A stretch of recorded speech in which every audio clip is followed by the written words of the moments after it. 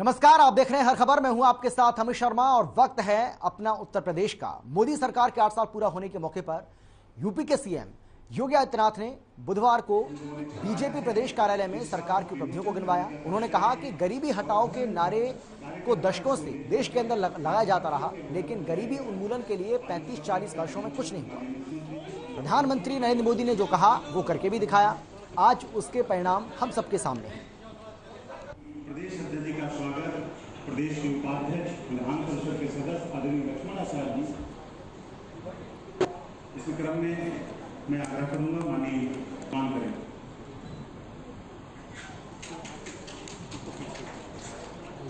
मुख्यमंत्री जी की उत्तर प्रदेश मुख्यमंत्री योगी आदित्यनाथ ने प्रदेश के दोनों डिप्टी सीएम प्रदेश अध्यक्ष स्वतंत्र देव सिंह की मौजूदगी में केंद्र सरकार के 8 साल पूरा होने के मौके पर बीजेपी कार्यालय से रिपोर्ट टू नेशन कार्यक्रम का आगाज किया है, जो पूरे प्रदेश में अगले 15 दिनों तक चलने वाला है, जिसमें प्रदेश में बूथ स्तर के कार्यकर्ता आम लोगों तक केंद्र और राज्य सरकार की बीजेपी सरकार के किए गए कामों को लेकर जाएंगे, जिसके लिए एक पुस्तिका का विमोचन भी किया गया है।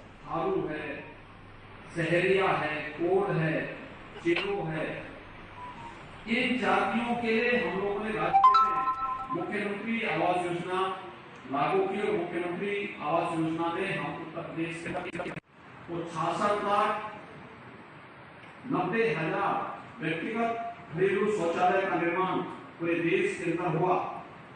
6 लाख के थे जो आजादी के बाद भी विभिन्न योजनाओं से वंचित थे।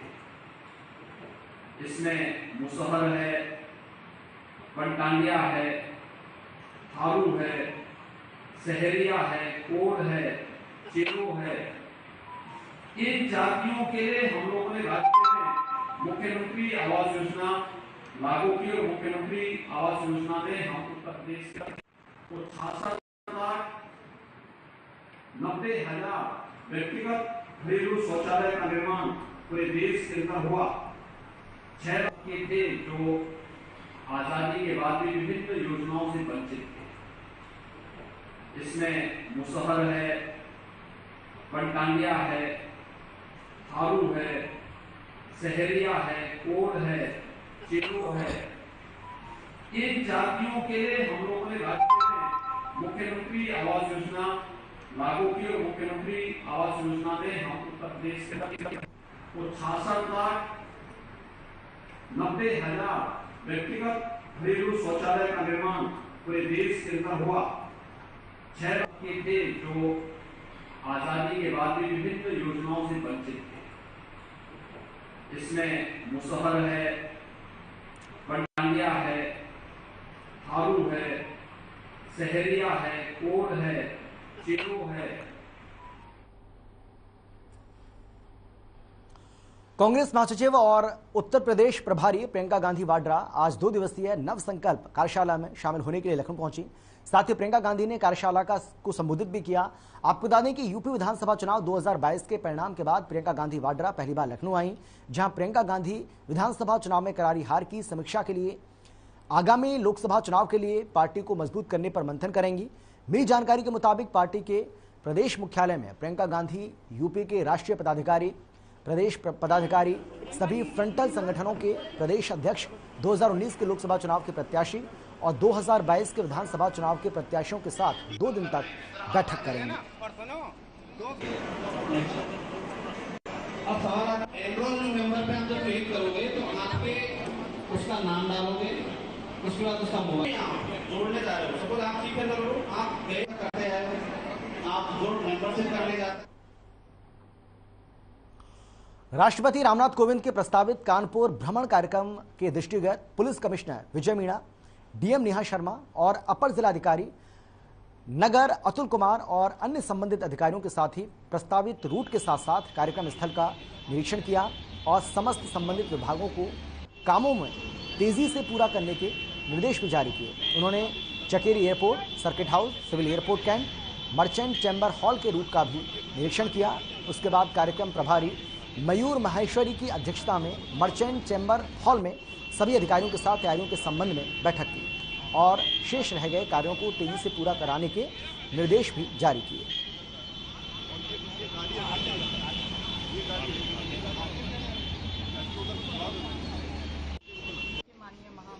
जो कार्यक्रम है उसको लेकर के जो प्रस्तावित रूट है, जो कार्यक्रम स्थल है, उसमें सभी विभागों का समन्वय आवश्यक है और हर तरह के इंतज़ाम जो हैं उन पर हम लोग ने एक अच्छा रिव्यू किया है। आज हम लोग रूट की व्यवस्था वगैरह देख रहे हैं, पॉइंट टू पॉइंट जो ड्यूटीज़ असाइन हुई है उनको ब्रीफ कर रहे हैं और कुछ कमियां जो अभी भी दिख रही हैं उस पर हम लोग प्रयास रखें कि उनको निराकरण करें और एक अच्छा जो विजिट है उसको संपन्न करें।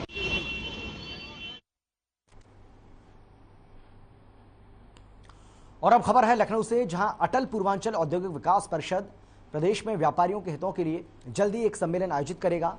औद्योगिक परिषद के प्रदेश अध्यक्ष राम उग्र शुक्ला ने मुख्यमंत्री से मुलाकात के बाद कहा है कि जल्द ही एक बड़ा सम्मेलन आयोजित होगा जिसमें प्रदेश भर के व्यापारी हिस्सा लेंगे। उन्होंने कहा कि प्रदेश सरकार व्यापारियों और उद्योगपतियों के लिए और उनके व्यवसाय को स्थापित करने के लिए लगातार कोशिश कर रही है और इसी सिलसिले में लगातार मुख्यमंत्री से वार्ता भी जारी है।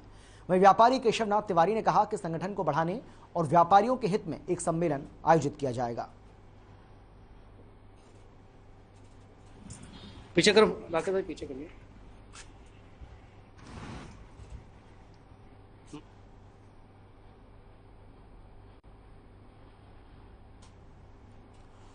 और अब खबर है मथुरा से, जहां शहर के 22 वार्डों में शराब पीने और बेचने पर मुख्यमंत्री के आदेशों के बाद रोक लगा दी गई। आपको बता दें कि अपर मुख्य सचिव आबकारी ने अधिसूचना जारी की थी, जिसमें घाटी बहाल, घिया मंडी, भरतपुर गेट, कृष्णानगर 22 वार्डों की 29 दुकानों को बंद कर दिया गया। इन वार्डों में शराब पीने और बेचने पर पूर्ण रूप से प्रतिबंध लगाया गया है।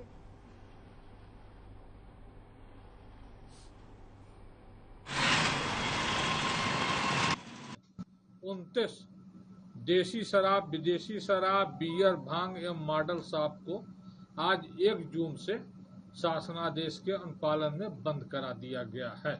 क्या शासनादेश आया आपके पास और किस कारण ये बंद कराई गई है?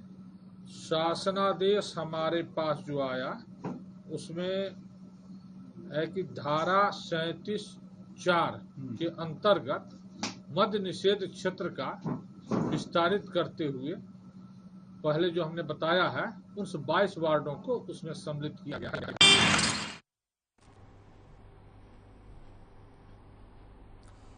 और हमारे साथ हमारे संवाददाता मोहम्मद फारूक जुड़ गए इस खबर पर ज्यादा जानकारी बातचीत के लिए। मोहम्मद फारूक, किस तरीके से देखा जाए एक बड़ा फैसला मथुरा जो कि धर्मनगरी है और वहां पर किस तरीके से शराब पीने और बेचने पर यह रोक लगाई गई है, अपने आप में एक अच्छा फैसला, बड़ा फैसला इसको माना जाए? जी अमित जी, मैं आपको बताना चाहूंगा कि ये मामला जो है श्री कृष्ण जन्मभूमि के नजदीक 10 किलोमीटर के दायरे का ये मामला है और उसमें मथुरा के जो 22 वार्ड हैं, इन 22 वार्डों में पूरी तरीके से शराब पर और मद्य निषेध पूरी तरीके से कर दिया गया है। शराब, भांग और जो भी दुकानें होती हैं उन पे सब पे जो है मद्य निषेध पूरी तरीके से लागू कर दिया गया है। ये आज ही अपर मुख्य सचिव आबकारी ने अधिसूचना जारी करके इस चीज को मतलब बंद किया है, जिसमें 22 वार्ड आते हैं, घाटी बालराय से लेके और भरतपुर गेट, कृष्णानगर सहित 22 वार्डों पर पूरी तरीके से प्रतिबंधित इसको कर दिया गया है। इन वार्डों में मद्य निषेध लागू कर दिया गया है जो कि धारा 37(4) के अंतर्गत आता है। जी अमित। मोहम्मद फारूक, क्या ये माना जाए, आप ये कह रहे हैं कि जो जन्म स्थान के आसपास के जो इलाके हैं, जो वार्ड पड़ते हैं, वहां पर ये रोक लगाई गई है? जी मैं आपको बता दूं कि श्री कृष्ण जन्म स्थान के आसपास इससे पहले जब मुख्यमंत्री योगी आदित्यनाथ आए थे तो उन्होंने जन्माष्टमी के मौके पर 10 किलोमीटर के दायरे को जो है तीर्थ स्थल घोषित कर दिया था और इस पर शराब और मांस की बिक्री पर पूरी तरीके से बैन कर दिया था, रोक लगा दी थी और उनका कहना था कि 10 किलोमीटर के दायरे में बिल्कुल मद्य निषेध कर दिया गया है, शराब और मांस की बिक्री पे रोक लगा दी गई है। तो तत्काल ये इस पे जो है रोक लगा दी गई थी। आज जो है आबकारी सचिव ने मुख्यमंत्री योगी आदित्यनाथ के आदेश पर 22 वार्डों में जो 10 किलोमीटर के एरिया में आती हैं और 10 किलोमीटर के एरिया से बाहर भी निकल जाते हैं, उन पे पूरी तरीके से रोक लगा दी और शराब पे पूरी तरीके से पाबंदी लगा दी। इस तरीके से उन्होंने अपना ये फैसला एक अजीब तरीके से एक फैसला लिया है और बहुत ही सही फैसला लिया है, क्योंकि ये जगह तीर्थ स्थल जो है घोषित कर दिया गई थी। जी मोहम्मद फारूक, एक और बात हम आपसे जानना चाहेंगे, क्योंकि बिल्कुल सही कहा आपने, एक बड़ा फैसला है, लेकिन इस फैसले को लेकर जो व्यापारी हैं, जो शराब का कारोबार करते हैं और जो लोग पीते भी हैं, उनसे भी अगर आपकी बातचीत हुई हो तो वो कैसे देख रहे हैं इस फैसले को, क्या कहना है उनका? जी उनसे भी बात करी और दुकानदारों से बात करी, जो भांग की और शराब के ठेके हैं और बीयर के ठेके हैं, उनसे भी बात करी। तो उन्होंने बताया कि इससे करोड़ों रुपए का नुकसान हमारा होगा। और जो हमने जिला आबकारी अधिकारी हैं मथुरा के, उनसे भी बात करी तो उन्होंने बताया कि लगभग 42 करोड़ रुपए का नुकसान इसमें होना तय है, क्योंकि ये जो है श्री कृष्ण जन्म स्थान के नजदीक है और ये 22 वार्ड श्री कृष्ण जन्म स्थान के नजदीक सारे आते हैं, इसलिए इन वार्डों पर पूरी तरीके से शराबबंदी कर दी गई है। जी मोहम्मद फारूक, सरकार और प्रशासन की क्या योजना है जिन दुकानों को बंद किया गया है, क्योंकि देखिए उनकी जो रोजी रोटी है उस पर तो इसका असर पड़ेगा ही, तो इनके लिए क्या सरकार ने या प्रशासन ने कोई इंतजाम भी किए हैं कि किस तरीके से आप यहाँ अगर आपकी दुकानों को बंद किया जा रहा है तो दूसरी जगह इनको शिफ्ट किया जा सकता है, या इनको किसी तरह का मुआवजा इसके लिए दिया जाएगा, या इनसे कहा जाएगा कि आप इसकी जगह कोई और कारोबार करिए, क्या क्या योजना क्या है, इस बारे में कोई जानकारी? जी असल में अमित, मैं आपको बताना चाहूंगा कि ये मामला जो है जन्माष्टमी के अवसर से चला आ रहा था, जो मुख्यमंत्री आ रहे थे और कुछ यहाँ पर साधु संतों की मांग थी कि श्री कृष्ण जन्म स्थान के नजदीक आसपास जो है वो तो चाहते मथुरा वृंदावन को ही तीर्थ स्थल पूरी तरीके से घोषित किया जाए, लेकिन तीर्थ स्थल घोषित के साथ तो उन्होंने 10 किलोमीटर का मुख्यमंत्री जी ने ये आदेश करे थे। अब देखते ये है कि शासनादेश आने के बाद में इन दुकानों को कहां शिफ्ट किया जाता है। आज हमने आबकारी अधिकारी से बात करी तो उन्होंने भी बताया कि इससे तो नुकसान है राजस्व का, क्योंकि ये सब आबकारी विभाग से दुकानें अलॉट होती हैं और आवंटित होती हैं और सारी दुकानों को जो है आबकारी विभाग आवंटित करता है और इससे राजस्व की भी जो है इनकम होती है, राजस्व भी इनसे बिल्कुल। बहुत धन्यवाद आपका मोहम्मद फारूक इस तमाम जानकारी के लिए, तमाम बातचीत के लिए। तो एक बड़ा फैसला लिया गया है, जन्मभूमि श्री कृष्ण जन्मभूमि के आसपास के 10 किलोमीटर के दायरे में जितनी भी दुकानें हैं शराब की, उनको बंद करने का फैसला लिया गया है, जिसमें 22 वार्ड आते हैं। आगे बढ़ते हैं, लखनऊ में पुलिस को बड़ी कामयाबी हाथ लगी है। मामला बीकेटी थाना क्षेत्र के लोहंगपुर गांव का है, जहां पुलिस ने आरोपियों को गिरफ्तार किया है। वहीं पुलिस ने मामले का खुलासा करते हुए ये बताया है कि मृतक का सगा छोटा भाई शिवबीर ही अपने बड़े भाई का हत्यारा था। उसने अपने मामा अजय के साथ वैन में गला घोटकर हत्या की थी, साथ ही शव फेंककर खुद ही पुलिस थाने में जाकर एफआईआर दर्ज कराई थी। आरोपी ने पहले सुधीर को शराब पिलाकर बेसुध कर दिया, बाद में गमछे से गला घोटकर उसको मौत के घाट उतार दिया। फिलहाल पुलिस आरोपियों के खिलाफ मामला दर्ज कर आगे की कार्रवाई में जुट गई है।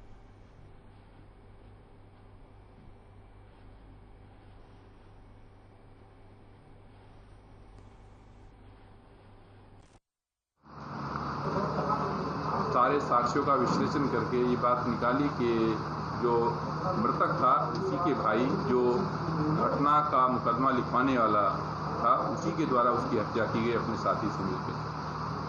तो आज दोनों लोगों को गिरफ्तार करके न्यायालय को भेजा जा रहा है न्यायिक अभिरक्षा में। और जिस प्रकार से ब्लाइंड मर्डर था उसका इतना जल्दी और इतना सही अनावरण होना, ये यहाँ की पुलिस की कार्यकुशलता। कुशीनगर के हाटा कोतवाली पुलिस और सर्विलांस टीम ने हाटा कस्बे में नाला के पास नकली ब्रांड के शैम्पू फैक्ट्री का खुलासा किया। कंपनी में बड़े पैमाने पर भिन्न भिन्न कंपनियों के शैम्पू बनाए जा रहे थे। पुलिस और सर्विलांस की संयुक्त टीम ने कंपनियों का भंडाफोड़ किया है। इस दौरान शैम्पू बनाने में इस्तेमाल किए जाने वाले उपकरण भी बरामद हुए। मार्केट में इस नकली शैम्पू की कीमत 5 लाख रुपए बताई जा रही है।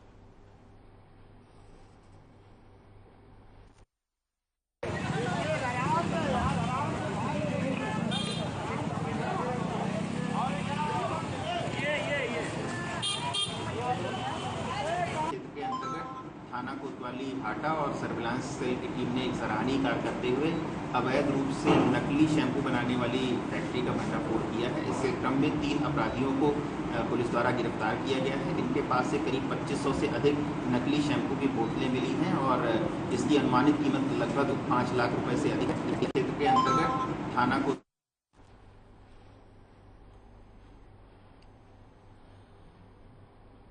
तो कुशीनगर का यह मामला है, जहां पर शैम्पू अवैध तरीके से शैम्पू बनाए जा रहे थे मार्केट में और इन शैम्पुओं को सप्लाई भी किया जा रहा था, नकली शैम्पू। अब नकली शैम्पू बनाने वाली जो कंपनी है, पुलिस ने इसका भंडाफोड़ किया है और पुलिस का ये कहना है कि कम से कम 5 लाख रुपए की कीमत के ये शैम्पू पुलिस ने बरामद किए हैं। अब पुलिस इस पूरे मामले की जांच में जुटी हुई है और पुलिस ये भी जानने की कोशिश कर रही है कि ये जो नकली शैम्पू कंपनी है ये कहां-कहां अपना कारोबार करती थी और कहां-कहां ये जो शैम्पू है वो सप्लाई किया जाता था। खबर लखनऊ से, जहां बस्ती जिले से न्याय की आस में आया पीड़ित आज 3 दिन से मुख्यमंत्री आवास और डीजीपी आवास के चक्कर काट रहा है। पीड़ित ने बताया है कि बस्ती पुलिस ने उस पर जबरदस्ती कई मुकदमे जैसे कि 308, 325, 323, 504 और गुंडा एक्ट में फंसा दिया, जिसकी सूचना जिले के एसपी को शिकायत पत्र के माध्यम से दी गई। लेकिन 8 महीने बीत जाने के बाद भी बस्ती पुलिस अधिकारी सुनवाई नहीं कर रहे हैं। पीड़ित न्याय की आस में मुख्यमंत्री और डीजीपी से मिलकर शिकायत पत्र देना चाहता है।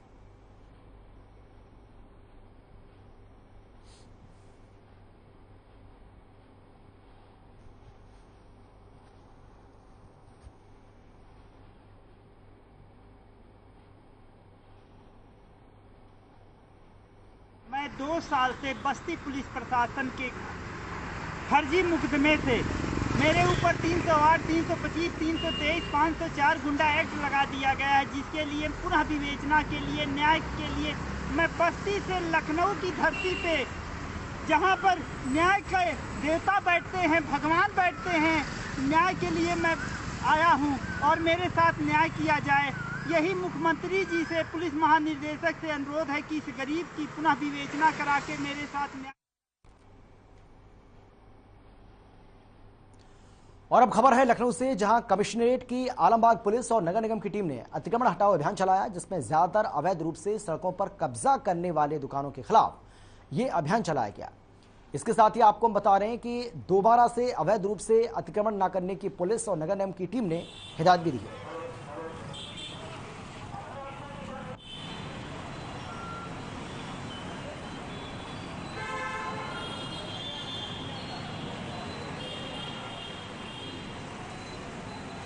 लखनऊ की तस्वीर आपको हम दिखा रहे हैं, जहां पर नगर निगम की टीम ने अतिक्रमण हटाओ अभियान चलाया है और जहां जहां अवैध, हालांकि अतिक्रमण अवैध ही होता है, जहां जहां ये अतिक्रमण हुआ है वहां वहां ये कार्रवाई नगर निगम की ओर से की गई है।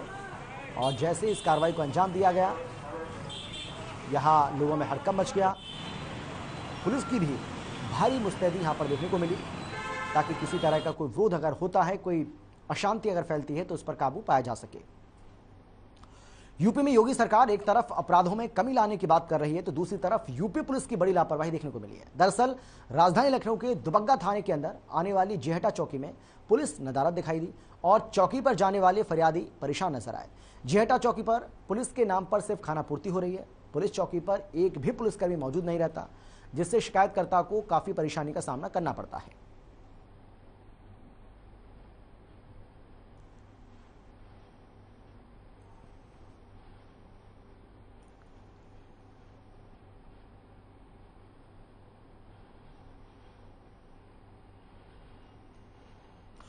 पडरौना नगर के नगरपालिका अध्यक्ष की ओर से एक अच्छी पहल सामने आई है। आपको बता दें कि कुशीनगर जनपद में सरकार और जिला प्रशासन की ओर से चलाए जा रहे अतिक्रमण हटाओ अभियान में पडरौना नगर के पटरी और रेहड़ी व्यवसायियों का दुकान उड़ जाने की वजह से वो सड़कों पर आ गए थे। उनके पास अपना जीवन यापन करने के लिए कोई और उपाय नहीं था। ऐसे में पडरौना नगर के नगरपालिका अध्यक्ष विनय जायसवाल ने कहा है कि कोई भी पटरी या फिर ठेला खोमचा व्यापारी बेरोजगार नहीं रहेगा। नगरपालिका की ओर से उनको उचित जगह देकर उनकी रोजी रोटी का इंतजाम किया जाएगा, जिससे वो अपने परिवार का भरण पोषण कर सकें।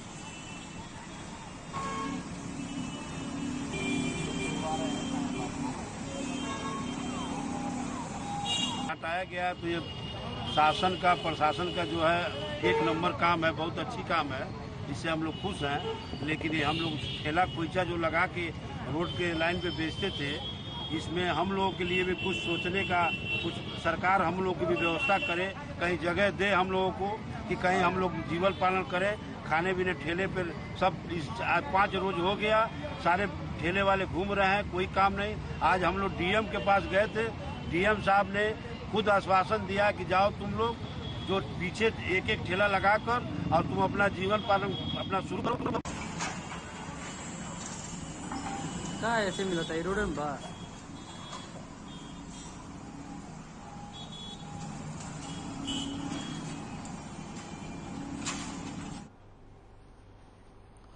भारतीय किसान यूनियन के राष्ट्रीय प्रवक्ता राकेश टिकैत के साथ कर्नाटक में प्रेस वार्ता के दौरान हुए हादसे के बाद लगातार अब उनको लेकर आक्रोश देखने को मिल रहा है। देश के किसान आक्रोश में हैं। जगह जगह किसान सरदारी और किसान यूनियन के पदाधिकारियों ने अर्धनग्न होकर वर्तमान सरकार के विरोध में प्रोटेस्ट किया, साथ ही थानों और जिला मुख्यालय का घेराव किया। राष्ट्रीय प्रदेश कार्यकारिणी के निर्देश के अनुसार शांति और धैर्य बनाए रखने के लिए अपील की गई। एक और घटना की निंदा की जा रही है तो दूसरी तरफ बहुत सारे ऐसे भी लोग हैं जो ये कह रहे हैं कि ऐसा नहीं होना चाहिए था, लेकिन जो लोग गुस्से में थे उन्होंने ऐसा किया है। आपको बता दें कि कर्नाटक की सरकार किसान नेता और किसानों के साथ आए दिन ज्यादती हो रही है, ये आरोप भी लगाया गया। इन सब के साथ जिला अध्यक्ष मथुरा देवेंद्र रघुवंशी ने बताया है कि सरकारों की इस मंशा का हम पुरजोर तरीके से विरोध करते हैं और चाहते हैं कि दोषियों के खिलाफ मुकदमा दर्ज हो, सख्त कार्रवाई हो। इसके बाद उप जिलाधिकारी अतिरिक्त प्रभार को प्रधानमंत्री नरेंद्र मोदी के नाम ज्ञापन भी सौंपा है। तो किसान जो कल बेंगलोर कर्नाटक में आदरणीय टिकैत साहब के साथ जो घिनौना कृत्य किया है उसका भारतीय किसान यूनियन और पूरे किसान घोर निंदा करते हैं। देश को शर्मसार करने वाली बात वहाँ पे जो की गई है बहुत घोर निंदा करते हैं। आगरा मंडल ही नहीं पूरे भारत में आज जिलाधिकारियों के माध्यम से राष्ट्रपति जी को ज्ञापन दिया जाएगा, भारत सरकार को ज्ञापन दिया जाएगा। ये बताया जाएगा कि आपके सरकार के चलते किसान नेताओं के साथ इस तरीके का व्यवहार किया जाता है।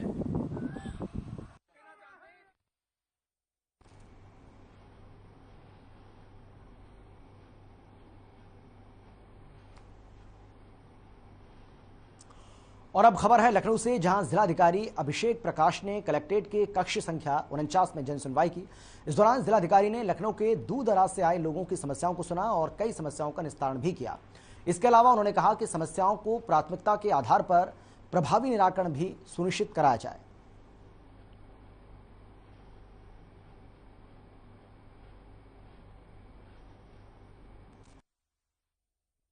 ये हो कि अगर वहीं का वहीं निस्तारण किया जाए। इसी के क्रम में जनपद लखनऊ के सभी कार्यालयों में और यहाँ कलेक्ट्रेट में मेरे द्वारा स्वयं सुबह 10 से 11 और आवश्यकता पड़ती है तो 10 से 12 भी सुनवाई की जाती है।